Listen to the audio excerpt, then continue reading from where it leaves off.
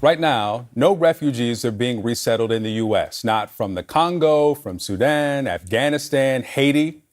The only exception is South Africa, specifically Afrikaners, a white minority group of landowners that's claiming discrimination. And here's President Trump on Friday defending the fairness of prioritizing white South Africans. If I see people in distress, I don't care what color, what they look like, what anything, their size, their height, their eyes, I don't care. But I think that from all evidence, the farmers in South Africa are being treated brutally. And it's been reported, and nobody wants to cover it. But they happen to be white, and if they were black, I'd do the exact same thing.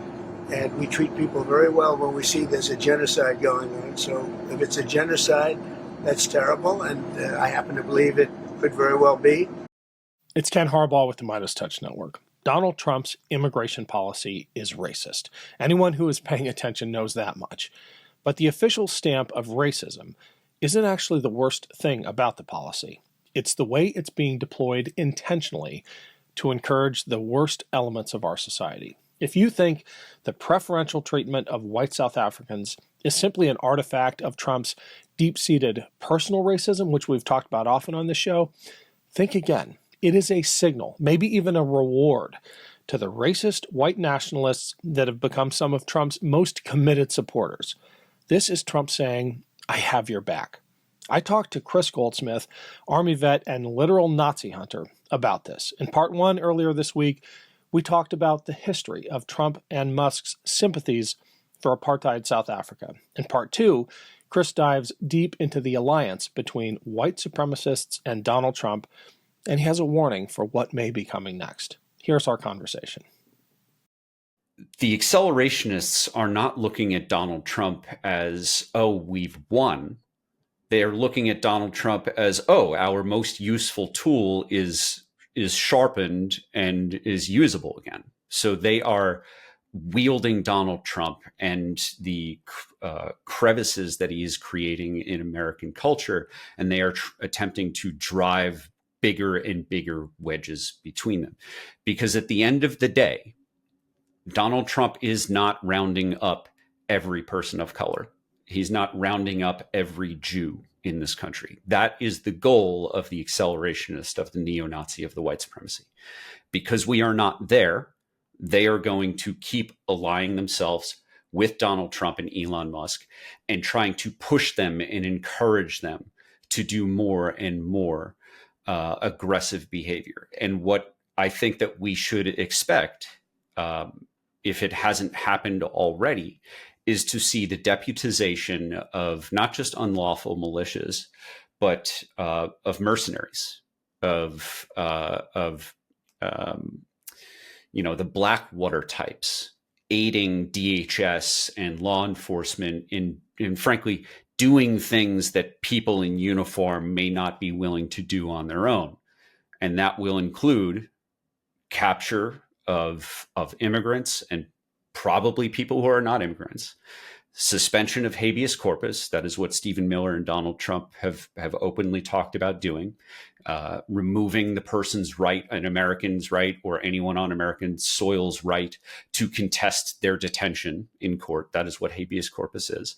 And they will be shipping people overseas. And I want to remind people that not every concentration camp was inside Germany. And when we look at history, we are not being alarmist. We are simply learning. We are learning our own history.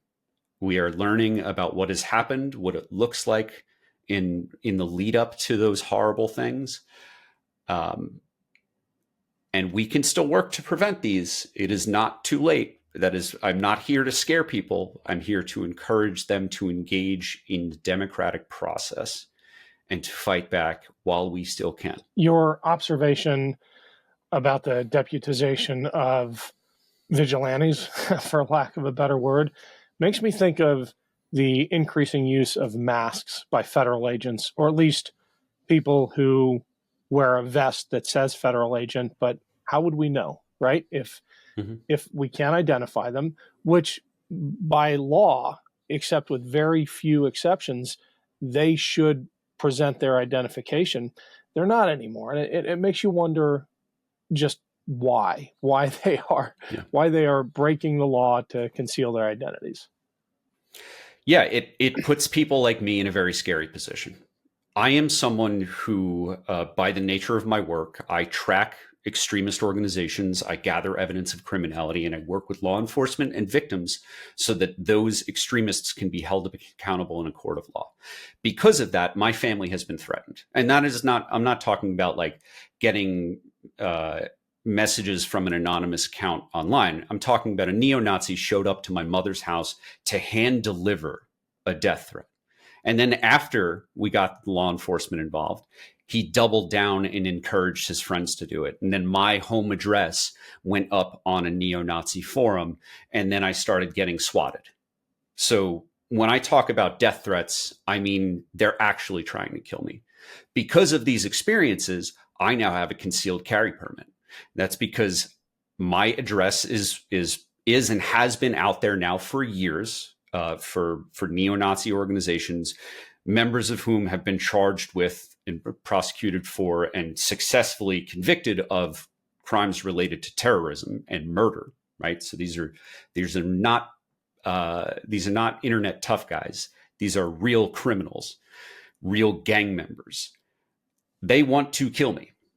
Now, it is not unlikely that they would show up at my house dressed as federal agents, wearing, uniforms that they could buy on Amazon, and come in and kidnap me and my wife. That is not an unrealistic scenario. So now I have to wonder, should I, if I ever get a knock at the door in the middle of the night, should I assume that they are law enforcement officers, or should I assume that they are neo-Nazis attempting to imitate law enforcement officers? That is an impossible decision to have to make. And it is a decision that could result in my death and the death of others. These are not abstract, what if hypothetical scenarios. This is my life. And this is going to be what life is like for more people who are part of the active resistance against fascism here in the United States. I'm lucky. I'm a tattooed, bearded veteran who law enforcement, if they look me up, they know that I have firearms. They know that I have a concealed carry permit. They know that I am trained, right? So I have the privilege of knowing that law enforcement is more likely than not to call me before they ever try to breach my door. Yes. But most people don't live with that kind of privilege. We have come so far and sacrificed so much to make real the promise that is America. But fear and hate are on the rise, and those who sow division claim a mantle they do not deserve. They do not speak for us.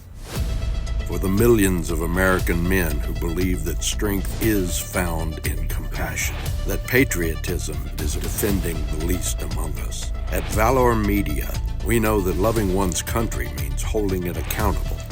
We reject the sunshine patriots and the false prophets of masculinity. We are Navy SEALs, Marines, Rangers, fighter pilots, and more. We are Valor Media. Find us, follow us, join us at valormedianetwork.com.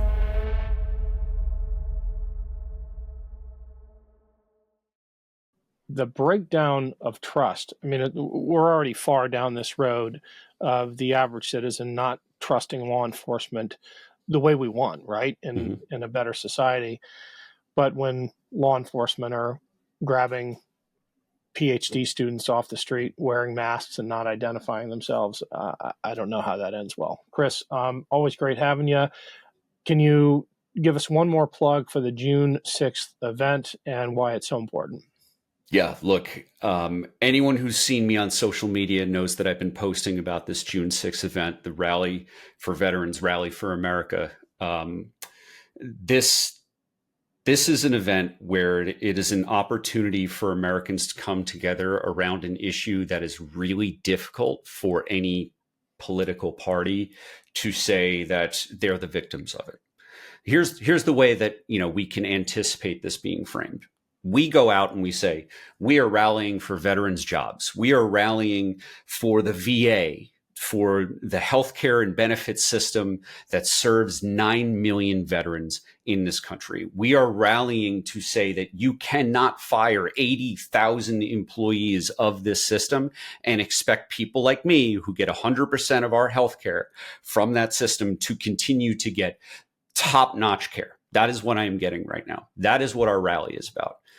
There will be people who come out and say, "Oh no, this is political. This is an attack." This is nonpartisan. Yes, it's political because life is political. If I say that I don't want to, have a world where Nazis can break into my house in the middle of the night, that implies that I believe in a system of laws. Therefore, it's political, right? So for someone to say it's political, you should not instantly dismiss it. We are not attacking any politician. We are not attacking any party. And if anyone wants to interpret it that way, that sounds to me like a guilty conscience. And perhaps they should ally themselves with veterans and with military families and with service members. Because the Unite for Veterans, Unite for America rally is an opportunity for us to show that American values still exist. They are nonpartisan. They are bipartisan. Yes, they are political, but in order to be a member of any society, you have to participate in politics, or else politics is going to participate in you. We'll put a link in the show notes. We'll make sure to link to your On Offense Substack page. Keep up the great work, Kris. We'll see you again soon. Thank you, brother.